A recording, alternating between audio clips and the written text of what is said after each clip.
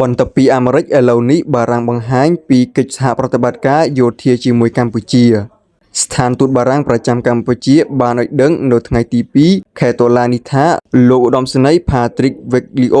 នាយកនៃនាយកដ្ឋានសហប្រតិបត្តិការទ្វេភាគីតំបន់ភាគខាងត្បូងនៃសេនាធិការកងទ័ពបារាំងបានបំពេញទស្សនកិច្ចនៅកម្ពុជា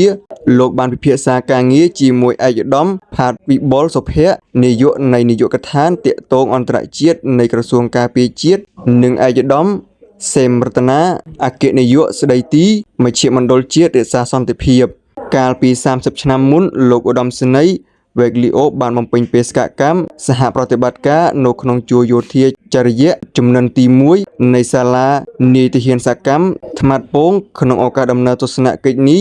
លោកបានជួបជាមួយយោធាចរិយាដែលបានបំពេញការងារកាលពី30ឆ្នាំមុនក៏ដូចជាអតីតសិស្សនាយទាហានរបស់គាត់ដែលមួយចំនួនបច្ចុប្បន្នជាឧត្តមសេនីយ៍បម្រើការងារក្នុងជួរកងយោធពលខេមរភូមិន្ទក្នុងឱកាសជំនួបនានាជាមួយក្រុមយោធាចរិយានិងសិស្សសាលានាយទាហានសកម្មលោកបានសង្កេតឃើញភាពរស់រវើកនៃសហគមន៍យោធាដែលប្រើប្រាស់ភាសាបារាំងនៅកម្ពុជាអស់រយៈពេល30ឆ្នាំមកហើយនាយកដ្ឋានសហប្រតិបត្តិការផ្នែកសន្តិសុខនិងការពារជាតិផ្ដល់ការគាំទ្រដល់ការបណ្ដុះបណ្ដាលនាយទាហានការត្រៀមរៀបចំកងមួកខៀវកម្ពុជាសម្រាប់ប្រតិបត្តិការរក្សាសន្តិភាពនិងការបង្រៀនភាសាបារាំងនៅក្នុងជួរយោធានៅកម្ពុជានេះជាការបញ្ជាក់បន្ថែមពីស្ថានទូតបារាំង